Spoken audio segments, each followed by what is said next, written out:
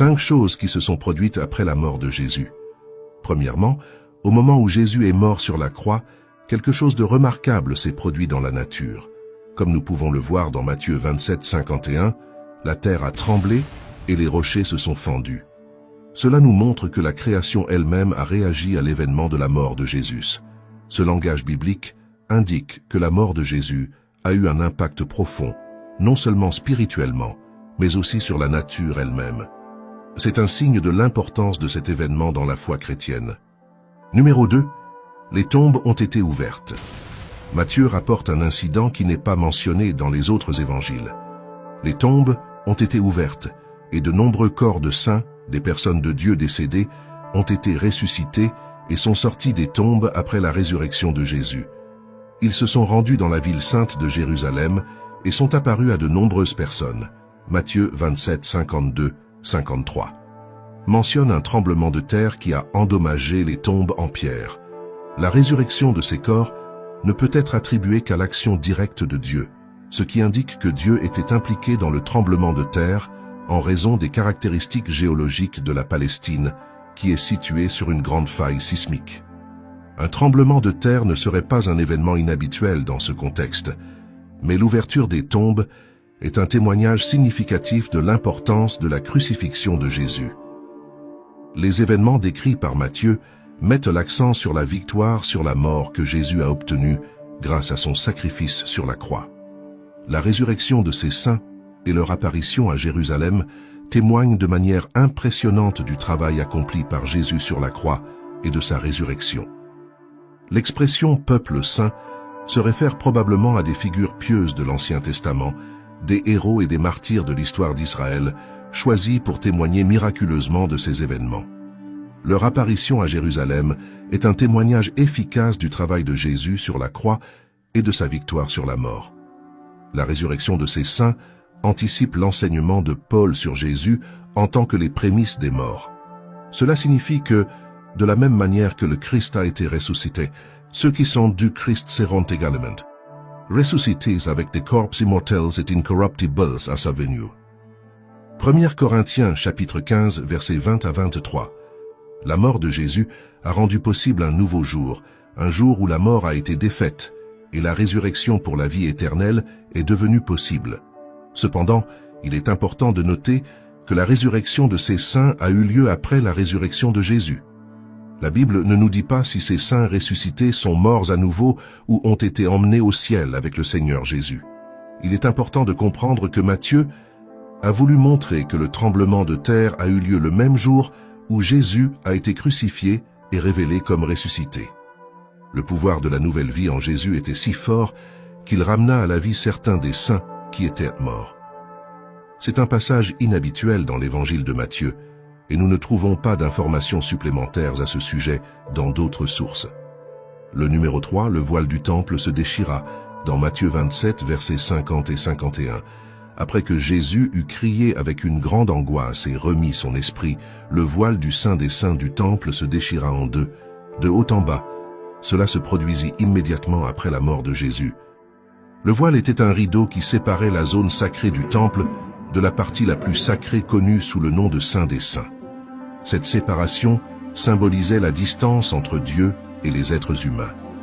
Cependant, lorsque le voile fut déchiré, cela signifiait que la barrière entre Dieu et les personnes avait été levée. Avant cet événement, seul le grand prêtre pouvait entrer dans le Saint des Saints une fois par an, et même alors, il ne pouvait le faire qu'avec le sang d'animaux offerts en expiation des péchés. Mais maintenant, grâce à l'œuvre de Jésus sur la croix, tous les croyants ont accès au Saint des Saints. Cela est expliqué dans Hébreux 10, 19 et 20, qui dit que nous avons la confiance d'entrer dans le lieu saint, par le sang de Jésus, par un chemin nouveau et vivant qu'il a ouvert pour nous à travers le voile, qui représente son corps. Maintenant, en tant que croyants en Jésus, nous sommes capables de nous approcher de Dieu avec confiance. La déchirure du voile était un signe puissant que le sacrifice de Jésus sur la croix était suffisant pour pardonner les péchés et permettre un accès direct à Dieu. Il a démontré que nous n'avons plus besoin d'intermédiaires ou de rituels religieux pour nous approcher de Dieu, car Jésus a ouvert le chemin pour nous tous. Ainsi, La déchirure du voile est un rappel de l'amour et de la miséricorde de Dieu, montrant qu'il souhaite être en relation intime avec nous. Maintenant, nous pouvons nous approcher de Dieu avec foi et confiance, sachant que nous avons été réconciliés avec lui par l'œuvre de Jésus sur la croix. Numéro 4. Il y avait des ténèbres sur toute la terre. En Matthieu 27, 45, du midi jusqu'à 3 heures de l'après-midi, une obscurité dense couvrit toute la terre. Cela accomplit l'écriture en Amos 8, verset 9, où Dieu dit qu'il ferait descendre le soleil à midi et obscurcirait la terre en plein jour.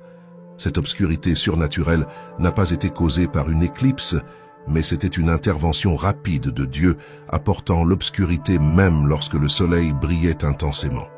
Cette obscurité avait plusieurs significations. Dans le contexte de l'Antiquité, l'obscurité était associée au deuil et à la mort de grands hommes. Les gentils et les juifs pourraient interpréter l'obscurité comme un signe cosmique accompagnant la mort d'un roi. De plus, l'obscurité était un signe du jugement de Dieu. Durant cette période, les sépulcres se sont ouverts et de nombreux saints des personnes justes qui étaient décédées ont ressuscité et sont sortis des sépulcres après la résurrection de Jésus. Ils sont apparus à de nombreuses personnes dans la ville sainte de Jérusalem. Cet événement extraordinaire met en évidence la puissance de Dieu et l'accomplissement des prophéties, montrant que Jésus est le Messie, apportant la vie après la mort et la promesse de la résurrection pour tous ceux qui croient en lui.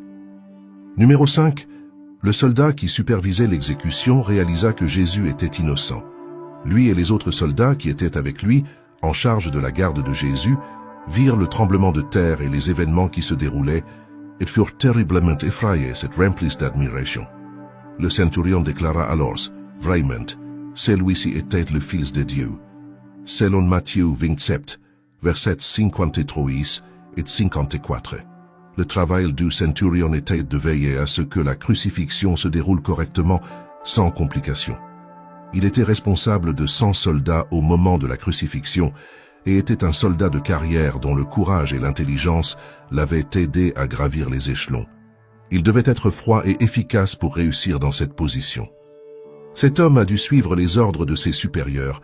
La scène de la crucifixion de Jésus était si remarquable que même un centurion romain endurci a reconnu que Jésus était le Fils de Dieu. Cela signifie que Jésus était innocent du crime pour lequel il était crucifié. Cette reconnaissance par le centurion a dû susciter un mélange d'émotions en lui. Il a réalisé qu'il avait supervisé la crucifixion d'un homme innocent. Ces paroles n'ont pas été prononcées par un soldat effrayé ou facilement manipulable, mais par un vétéran expérimenté. Quelqu'un qui avait vu de nombreux hommes subir des sorts horribles et qui était responsable de les tuer. Ce centurion était conscient de la forte condamnation des dirigeants religieux juifs qui avaient placé Jésus sur la croix pour blasphème. Son commandant en chef, Ponce Pilate, avait également soutenu la condamnation de Jésus avant sa crucifixion. Le centurion reconnaissait les arguments en faveur de Christ qui étaient écrasants. Il avait été témoin de la réponse de Jésus à l'injustice qu'il avait été contraint de supporter aux mains de ses propres compatriotes à travers le jugement et la crucifixion. Il avait vu la dignité avec laquelle Jésus avait répondu au lynchage et aux cris de la foule. Il a également vu la miséricorde de Jésus envers les personnes qu'il avait rejetées et envers les soldats qu'il avait crucifiés. Ces événements combinés ont conduit le centurion à déclarer que Jésus était le Fils de Dieu. La réponse du centurion était une conclusion basée sur tout ce qu'il avait observé pendant la crucifixion et la mort du Christ.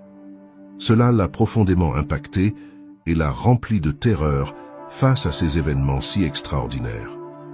À travers le témoignage du centurion, nous voyons comment la croix de Jésus a le pouvoir de toucher et de transformer même les cœurs endurcis. Le message de la croix atteint aussi bien les pauvres que les riches, offrant à tous un terrain plat pour s'agenouiller et embrasser le Christ qui est mort pour eux. Si vous vous éloignez de Jésus, revenez vers lui. Jésus, qui est mort pour nous, mais qui vit aujourd'hui, est toujours prêt à vous accueillir à bras ouverts. Votre présence apporte la paix, l'espoir et une nouvelle vie. Peu importe à quel point vous pourriez vous sentir distant, il vous attend avec un amour inconditionnel. Revenez à Jésus et vivez la transformation et la joie qu'il seul peut offrir. Laissez un verset biblique que vous aimez dans les commentaires, car quelqu'un a besoin de cette parole, et dites de quelle ville vous nous regardez. Que Dieu bénisse votre vie, au nom de Jésus. Amen.